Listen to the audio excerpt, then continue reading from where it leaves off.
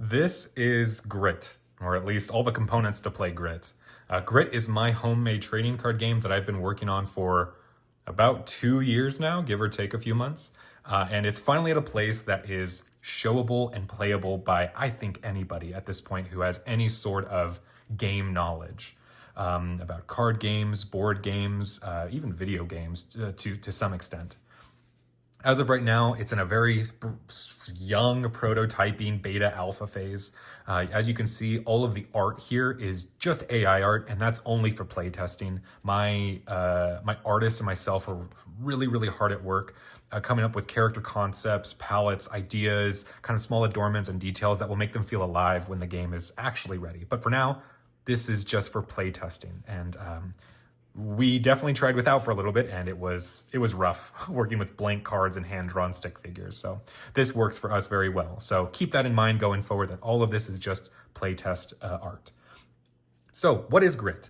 Grit is a 3v3 dueling card game where you are going to create a party, create a main deck of moves, enhancements, and skills that are going to go along with that party, as well as an armory deck, which consists of all of your equipment for each of your heroes in your party, and you're going to duke it out with another party. You're going to be using attacks to try and defeat your opponent. You're going to be using skills and enhancements to power yourself up and get these big swingy turns. And then you're going to be using equipment and defense cards to try and get the edge over your opponent by kind of dwindling their cards down and trying to basically maximize every turn to the best benefit you could possibly do. And that's Grit in a nutshell. The idea is that the two parties that are sitting down to play the game are in an arena, and once every decade in the world of Grit, there is this competition, and whoever wins this brawling, brutal, gladiator-esque competition gets to have an audience with the gods of the world, the patrons, the deities, whether it's a specific god to a specific character, or you just want counsel with all of them. And the idea is that each of these characters has their own story and their own ideas for what it means to succeed in the arena, and then what they're going to do with that brief moment in their life where they get to ask for anything they want. Whether that will happen or not is a different story, but some characters are looking for their lost loved ones that they have no idea where to find, and they want the knowledge of where they are to go meet them again. Some are looking for the light in all the darkness in the world, the wars, the sadness, some tragic past, and they're looking for a reason to keep going, to think that there's something else outside of this world than darkness. Some are looking for forgiveness for things they've done in the past that are irreparable, but who can possibly forgive somebody but the gods themselves. So everybody has their own reason for this. All of their dreams and determination culminate to this battle, and the one thing they all have in common is their grit. So that's a working name, but that's the way it is for now. So the way Grit works is we first need to build a party. There's no way we can build a deck or create an armory deck without creating a party. And a party consists of 3 different heroes of whatever combination you choose.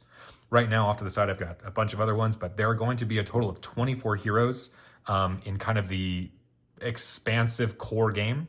But the idea is that you can choose any of those heroes at all and put them together and create a deck or a archetype or a playstyle that works for you. So right now we're taking a look at the kind of good guys group of Grit's story, which I won't get into, or I'll try not to get into in this video, but in a later video we'll go over the lore and the backstory of everybody, because it's quite rich and kind of what drives all of the cards here. So for now we'll just take a look at the mechanics. So to choose a hero, you kind of need to know what they can do.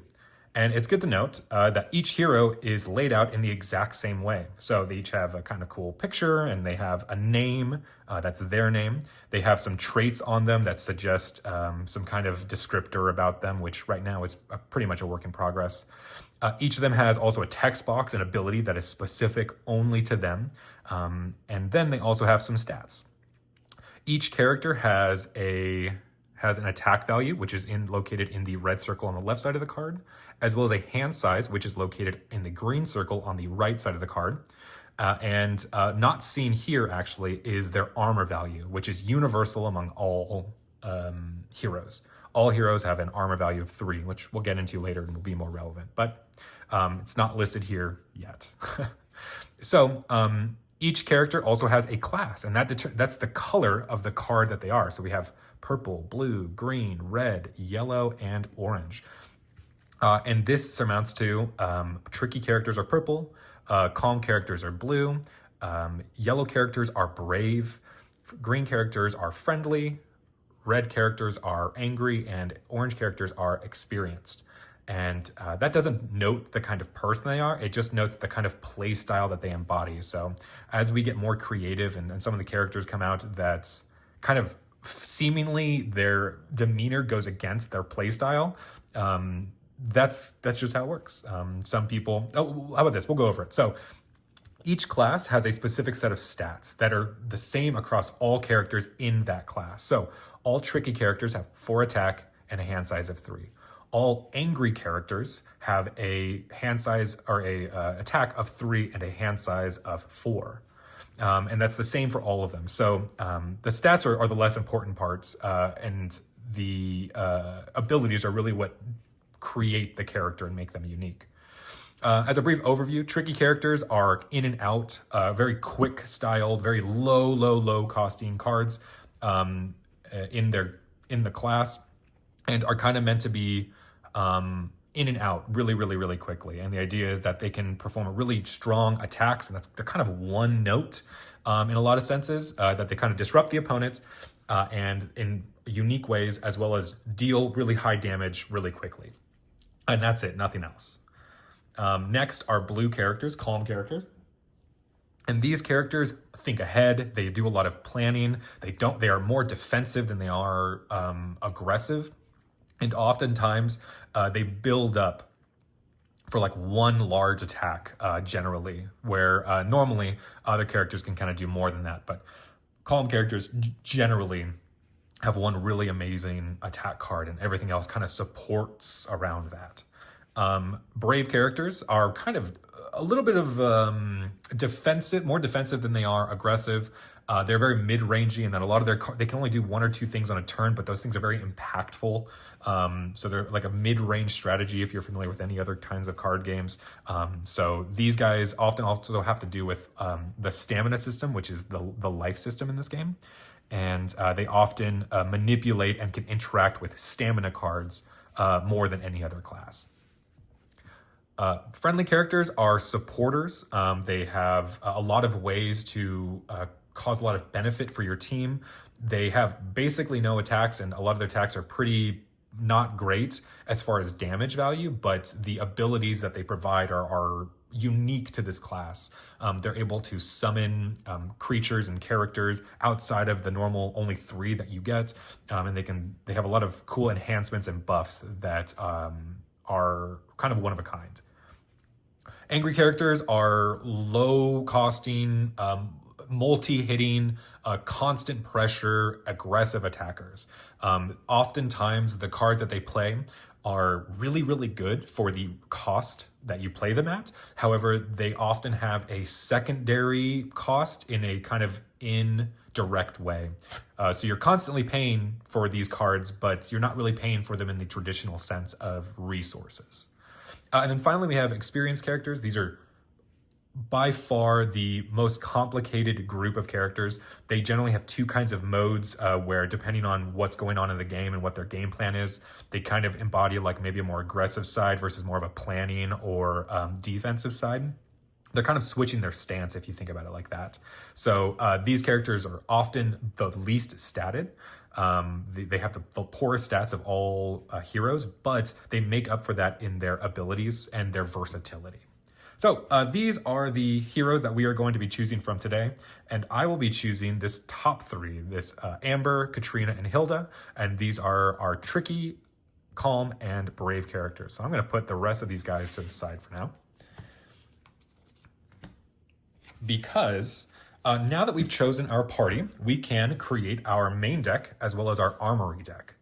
To create our main deck, we are going to choose 30 cards exactly, no more, no less, which is very small, very, very small for a card game if you've ever played one before. And the cards in our deck can only be the colors that we've chose of the characters in our party. So we can only have yellow Brave cards, blue Calm cards, and purple Tricky cards in our deck. So we have yellow cards, blue cards, and purple cards, which are quite hard to see because of the coloring of it. And some astute viewers might notice that there are gray cards in here, and gray cards are neutral cards. They're classless cards. So our deck can actually contain any cards that are these three colors and neutral cards. Neutral cards can go in any deck. And there is a maximum of 2 copies per card in the main deck. So we have essentially right now 15 different cards in our deck. So there's a lot of variety in here.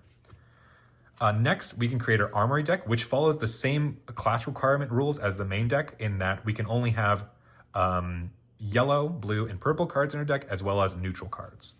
However, the Armory deck, it consists of weapons, armors, accessories, and trinkets, and all sorts of equipable items to a specific hero that we might have. You can have a maximum of 6 cards in this deck, and you can only have 1 copy of each card. So a lot more restrictive, but because you have access to it at all times, it's something that we have to be careful with as far as mechanics wise. So right now we're going to just be playing with 3 different cards, and we're going to kind of be choosing the cards that are the signature weapons of the heroes we've chosen. So our Armory deck only consists of 3 cards. So we've created our main deck, we've chosen our heroes, and we've created our Armory deck.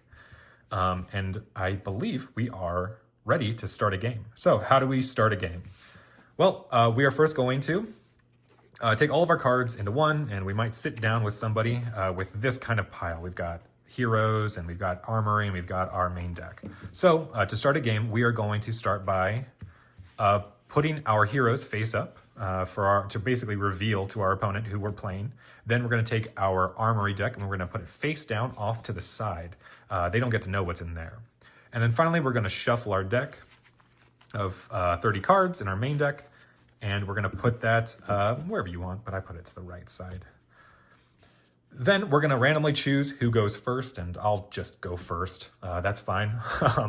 And in player order, each of these steps will happen. So the first player will do the step first, and then the next player will do the same step. So I need to choose my active hero. My active hero will be the one who's taking their turn. It's kind of one that we're focusing on. And anybody else who's inactive, who is still in kind of the party area, is inactive. Their abilities and their text and all the stuff that they have don't matter if they're inactive. So I'm going to start by selecting Hilda. I'm going to put Hilda as my active. And the way that I denote that is by putting her in front of the others. So I've chosen my active. Then I'm going to draw cards equal to their hand size, whoever my active hero is. So that's 5. So I'm going to draw 5 cards from my main deck. Boom, I got a bunch of cards in my hands, 5 different cards. I've got some neutral cards. I got a Brave and a Calm card. Cool. Then I'm going to place the top card of my deck into something called my Tenacity. And this is the core main mechanic of Grit. And we'll get into the Tenacity quite a bit as we move into things, because it's used for all sorts of things. But because I'm the first player, I'm going to put the top card of my deck into my Tenacity, which I'm going to put behind my heroes. I'm going to put it at the very, very bottom of my play area. And this card, although be it as face up, is to note that a card is here. This card doesn't actually have any abilities that I can use or do anything with it because it's in my Tenacity area. So just for now, the only thing that we care about is the cost in here. And then it's face up. But like I said, we'll get to that later. Finally, we have to get our stamina. That's our life. And the way that we do that is we are going to take the top 5 cards of our deck, and we are going to place it off to the side. I like to put it to the very other side of my deck. And this is our stamina. This is how much life we have until we lose the game. Over the course of the game, we are going to try and defeat our opponent. Every time we pierce their armor, we deal enough damage to actually hurt them. They're going to flip a card in their stamina and put that card into their hand. And eventually they're going to run out of cards. And once we pierce armor, when they have no stamina cards left, then we win. So the goal of the game, deal damage to remove stamina cards. And then when there are none left, deal damage again. So we have now officially set up for Grit. We have our active hero, we have our starting tenacity, we have our main deck, we have our armory deck, and we have our stamina already. So now we would go into a turn. A turn has 3 phases: a beginning phase, an action phase, and an end phase. And 2 of those are kind of more formalities. The first phase is the begin phase. This is just to note that you're starting your turn, or whoever's turn is starting. Players don't often or generally or at all, I think at the moment, interact or do any sort of actions within the begin phase. It's just to note the start of your turn, and there might be some cards that trigger on the beginning of your turn, but that's it. Then you immediately go to your action phase. And the action phase is where the entire game happens. You can perform a number of actions during the action phase, but realistically, this is where the entire game is going to happen for you. It's where you basically do everything and anything. And then finally, the end phase is much like the beginning phase, where it just notes the end of your turn, and some cards might trigger or become active during the end phase. But players don't actually interact or perform actions during the end phase. So on our turn would go to the begin phase. Nothing happens. I've got no triggering effects. So then we'll go to the action phase immediately. And during the action phase, you can perform a variety of different actions. You can play a card from your hand. You can play a card from your armory deck. You can activate actions on cards in play. You can make attacks with your characters that you have, and you can rest your active character and pass. And we'll go through all of these right now. So let's talk about playing a card, because that's kind of the biggest part of the game. So to play a card, you have to pay its resource cost. Actually, you know what we do? We're going to start with a card in general. So let's take a look at Weave of Life. This is a pretty simple card. So Weave of Life has a title, a cost of 3 resources. It is a neutral card, which can be shown by its color or the text below the resource cost. It is an attack card. That is the type it has, which can be seen by the text here, and also by this small icon, which is, just as a note of what it is. It has some art to it, and then has below the art, it has traits. So this is magical, and this is just a descriptor. It's not actually interactive. It has no game purposes other than being a trait, a descriptor of the card. But some cards care about what kinds of cards you play or have. So they don't do anything by themselves. And then finally, they have a text box, and this is where their abilities are. So they could have 1 to 2 to 3 to 4, whatever different abilities and lines that will show you how to actually play the card itself, or what the card does when you play it. So there is an attack card. We also have enhancement cards, which look and have the same exact layouts. And you can see here that we have enhancement, and it has a different icon. We then also have, if I can find some, defense cards, which are of the same layout. We can see here defense and a shield.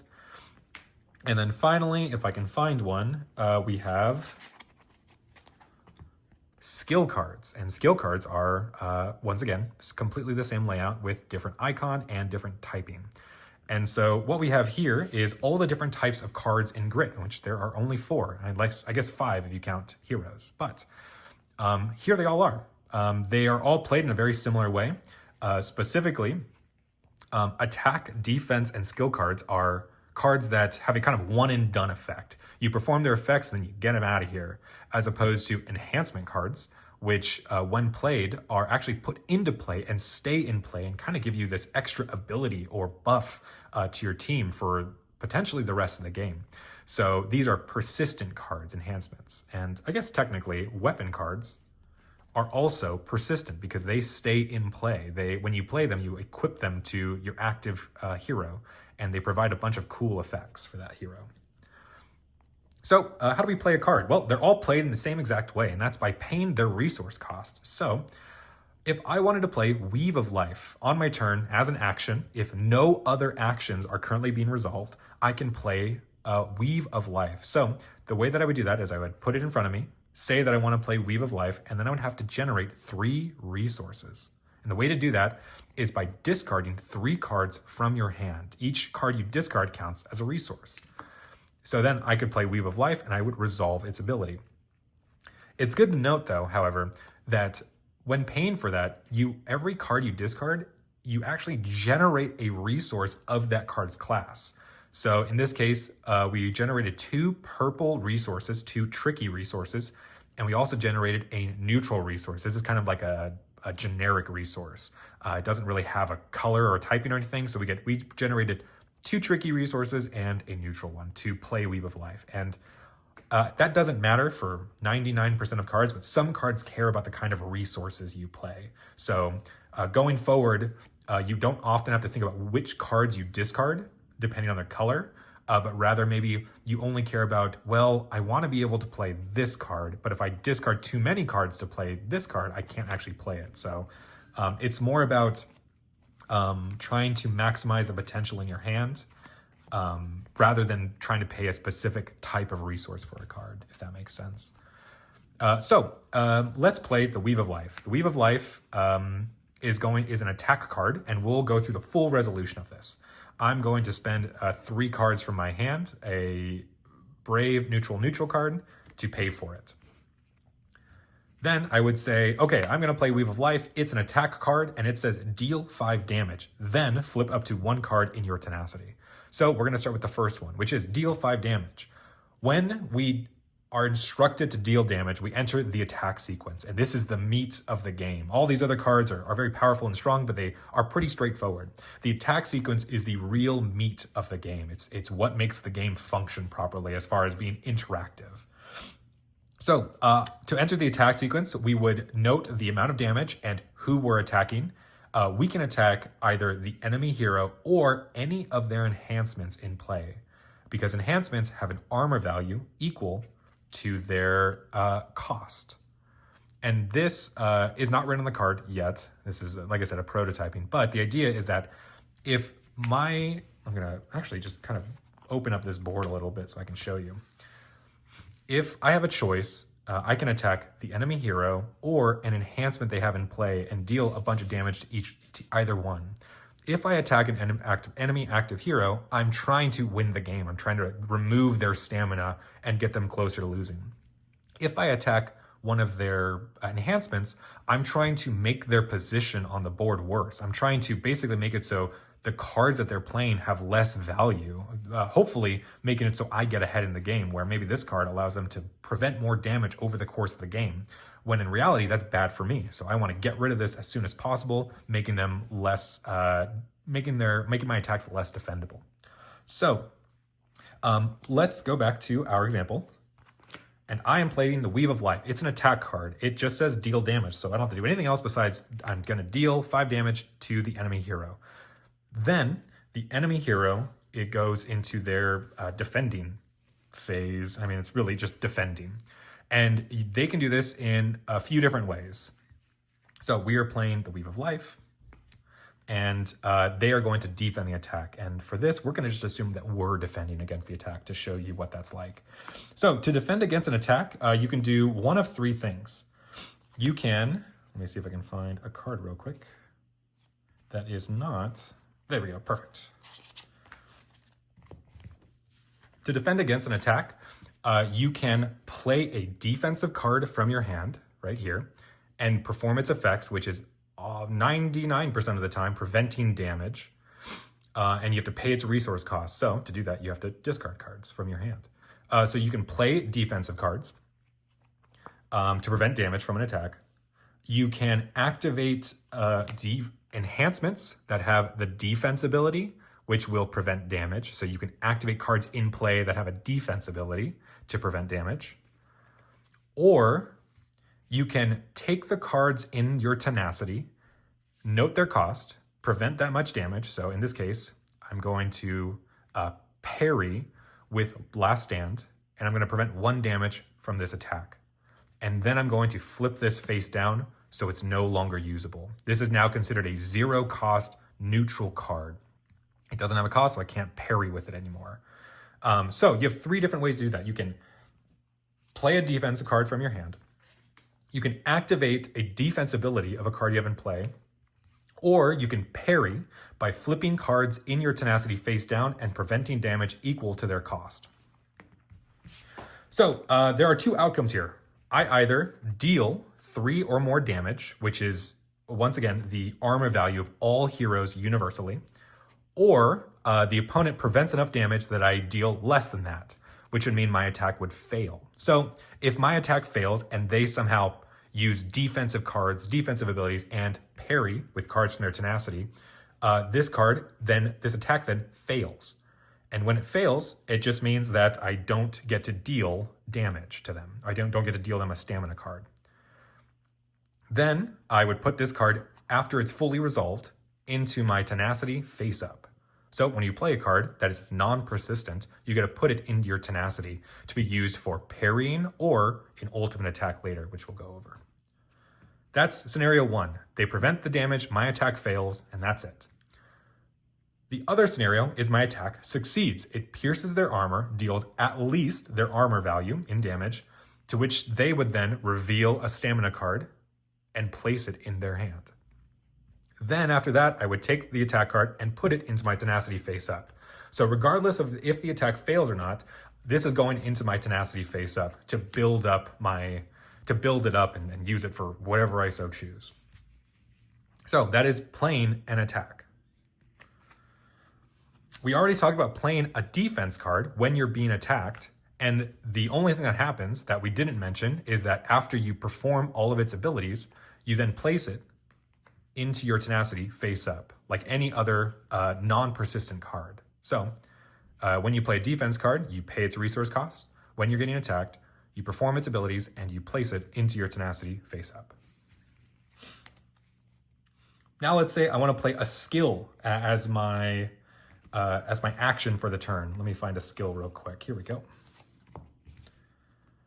During my turn as an action, instead, I don't want to play an attack. I can't play a defense because I can only play that when I'm being attacked, but I have skill cards. Skill cards are a one and done, non-persistent card, and I would pay its resource cost by discarding cards from my hand. I'd perform its effects, and then I would put it into my combo line, or not my combo line, into my tenacity face up. This one is special in that it says play this card face down into your tenacity.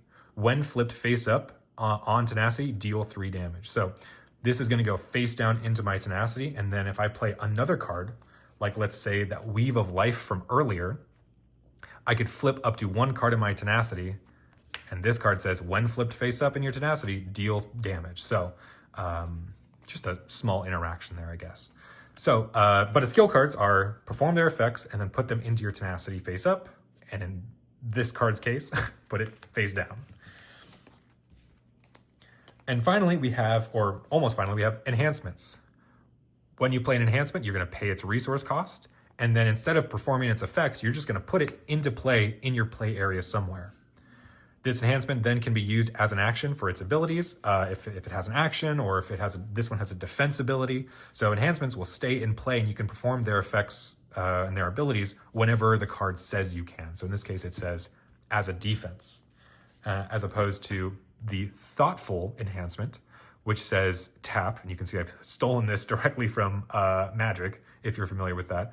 But this is to exhaust as an action and then perform this card's effects. So in this case, I would spend 1 resource from my hand, play thoughtful to my play area as an action, and then as another action, I could exhaust it to perform its ability, which says draw 1 card, then place 1 card from your hand on top of your deck. And then that would be the action. It would be over, and I could do my other actions. So the last one is Armory cards. If I wanted to play an Armory card, everything is nearly the same. The only difference that is not noted here, unfortunately, is that to play an Armory card, you have to pay its cost. And when you discard cards to pay for its cost, they aren't discarded, but they are instead removed from the game entirely. And this is because Armory cards are always available to you. So there has to be some sort of mechanical cost that you're kind of trading out 1 card in your deck for another one.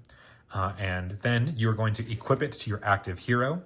And now for the rest of the game, it is attached, it is equipped to this hero. And wherever they go, the weapon will follow them. It's only active for them. So that's playing a card from your hand and playing a card from your armory. And that's a big portion of it. And we went over the attack sequence. So that is like That's like 90% of the game. And all these little interactions, of course. Next, you can activate actions and cards in play. We've already talked about this. You can, as long as it's a card that has an action ability, you can perform it and you can pay its costs. You can also make attacks with your characters, and specifically your active hero. Remember, your inactive characters are null and void while they're inactive in the party area. So to make an attack with a character, I'm going to move all of this down so you can see it a little bit better. To make an attack with your active hero, you are going to exhaust them as an action, then place the top card of your deck into your tenacity face up. And now you are going to enter the attack sequence. I'm going to deal 2 damage to the enemy active hero, and then they can defend, and we go on from there. And that is attacking with your active hero, or attacking with any character that has an attack value. And then finally, we have 2 additional actions. We have 3. Let's go over 3. Sorry. The last one you can do that is offensive and is a part of your action phase is an ultimate attack, and that is definitely going to be changing probably at some point. But over time, you're going to play a bunch of cards and you're going to perform a bunch of actions and abilities that are going to fill up your tenacity to 6 slots. Okay. My tenacity at this point, because it has 6 cards in it, regardless of if they're face up or face down, is now full.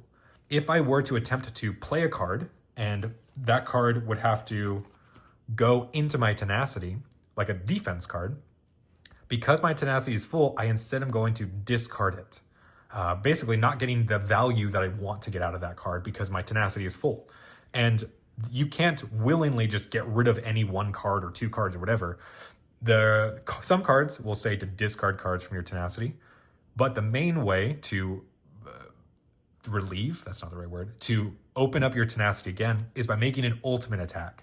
As an action on your turn, you can get your tenacity total, which is the total cost of all cards in your tenacity. So in this case, our tenacity total is 7. We would then say, we are going to make an ultimate attack for 7 damage. And we would then discard all the cards in our tenacity in any order we choose, and we would enter the attack sequence with 7 damage to the enemy active hero or whoever we choose. And now my tenacity is open again. Very good, because it's opened up, so now when I play cards, I don't waste them. But now I've left open a lot of defensive, I'm opened up now. I don't have a lot of defensive abilities that I can possibly do unless they're in my hand. So it's a big attack, and it often will get you a hit, but it comes at a big price that you have to be ready to deal with. So that is an ultimate attack. And finally, let's talk about ending your turn. So to end your turn, you're going to take one of 2 actions. You're going to take the pass action. As we can see here, I've got, let's say, no cards left in my hand. I've got 1 card in my tenacity face down. My active hero is exhausted. My enhancement over here is exhausted. So I can't perform any actions. I can't pay for anything. I can't play anything. I have no actions to do. So I need to end my turn. And the way that I can do that is by passing. And to pass, you are going to draw 2 cards from your deck, and then your turn will end. And then it'll go to your opponent's turn. The other, more traditional method for grit, and the main way to refill your hand and ready all of the cards you have in play, is by resting your active hero. To do this, you are going to take your hero, and you're going to place it exhausted into your party area, regardless of if it was exhausted before this. It is exhausted now. Then you're going to choose a ready character you have in the party area. So I'm going to choose Amber. Put them into your active slot. And then for each, let's say we have cards in our hand. For each card in your hand, you're going to choose to either discard that card or keep it in your hand. Then you are going to ready all of the cards you have in play, all the enhancements you have in play. And you're going to draw up to your active hero's hand size. So in this case, I drew 3 cards because Amber's hand size is 3. And now I've got my enhancements ready again. I've got a character, or I've got a hero that I can make a basic attack with. I've got cards in my hand. I've got a defense card now that I can play. So I've got a bunch of options now. If we were to instead choose Katrina, the only thing that would change is we would put Katrina into play. We would choose some cards in our hand to discard, and then I'll choose one of them to keep. I'm going to ready my enhancements, which is just thoughtful right now, and then I'm going to draw up to Katrina's hand size, which is 6. So now my hand size is completely reloaded and I'm ready to go. I've got defense cards, I've got some really good attack cards, and I just need to manage it properly while my opponent takes their turn and I block and defend, and maybe I want to play a defense card and I have to then discard one card to pay for it. I'm going to prevent some damage, and this says flip a card in my tenacity. So now I've got explosive trap, and explosive trap says when I flip this face up I get to deal some damage to them, and then after that I get to place this into my tenacity face up, and now I've got more defensive possibilities, and then it keeps going. It keeps and keeps and keeps going. You have this constant tempo of plays where you are constantly putting pressure on your opponent. You're constantly trying to keep their board from getting too big with all their buffs and enhancements, as well as trying to push your own game plan of maybe flipping cards in your tenacity and trying to make it so, well, maybe I don't want to block with this one, and maybe I want to block with this one instead, but I want to make sure that this is face down by the time that Amber comes out, because Amber likes to flip cards because they're both purple and they go together. So there's a lot of interactions in the game. The game is, I'm gonna make a bold claim here. The game is simple to play, but the interactions are what make the game complex and what makes somebody really, really good at this game. Because it's a ton of fun to just have stuff always to do. And the more you know your deck, the faster and snappier and just the quicker everything becomes, where it's a flow state, man. It's crazy. I'm really, really proud of this game. That is literally everything in the game, besides specific card effects. It's 30 some odd minutes in or whatever, but this is the game. This is everything the game can offer. You play attack, skill, defense cards, you put them into your tenacity, and you use your tenacity to either block parry damage from your opponent, or you can build up for a big attack to make sure you get the damage in and you start to deal damage to their stamina. You're going to be rotating characters like crazy, so that way you always have a bunch of cards and options in your hand, and then you just go. There's going to be a point where I've got one card in hand, I've got Amber out and she already attacked, and Thoughtful's used and I can't make an ultimate attack, so I'm kind of lost, I'm kind of done. And so when I rest Amber, I bring her down, and now all my characters are exhausted and I can't choose anybody, because when I choose an active hero, they have to be ready. So when you rest and you put that character back into your party zone, if all of your party members are exhausted, you ready all of them. And now you can choose any one of them again. I could put Amber back out if I wanted to, or I could be like, no, I need a bigger hand size with Katrina. She's got more. I really, really need to draw a defense card right now because my opponent has been, wavering, some damage in my face for the past little bit. And that's the last rule. That's all the rules. That's every rule to this game, besides the specific rules of the cards themselves. And like I said, I'm so proud of it, and I'm really, really happy with it. So obviously a lot of issues with the game still. as I say, I'm very happy about it. The game isn't perfect. There are some fiddly bits with it that I think could be really ironed out. I'm still trying to make sure that the templates aren't even done. The art isn't done. There's so much that needs to be done with this game. It is mechanically ready, but it is visually impaired, if that makes sense. So yeah, a lot of work to do. And the idea is that this channel will provide a way for me to talk about all those things and potentially get some feedback. I'm not even sure, one, did anybody make it this far? That'd be insane. But otherwise, if anybody's interested in it, that's an interesting thought. Does anybody want to play it? Does anybody care? All those questions, which kind of don't matter to me, but I think that putting these out is a good exercise in the game, because when I say something, I'm like, that sounds a little funny. That should probably be changed. And this is like an outlet, because I love talking about this game and I love playing it. Yeah, so more videos to come about grit, a lot of the shortcomings, some ideas, mechanics that I want to refine, cards that need to be balanced. Um, yeah, lot to do, lot to do. So if this is one video, oh my gosh, thanks for sticking around. You're a wonderful human being, and you've now learned how to play my game that I've been working on for 2 years in the matter of less than an hour. But if I made the correct decision and chopped this up into different parts, thank you so much for watching. This is a growing project. Like I said, it's a prototype. So if you want to listen along the way, if you like game design, and maybe you got some cool ideas where you're like, oh, it'd be cool if there was something like this, and you're just really passionate about helping others, or you want to see one of your ideas come to life, reach out, leave a comment, and I'll get back to it, I'm sure, at some point. But thanks for watching. I hope you have a wonderful day, night, evening, morning, weekend, work day, whatever it is that you're doing right now, and I'll hopefully see you in the next one. See ya.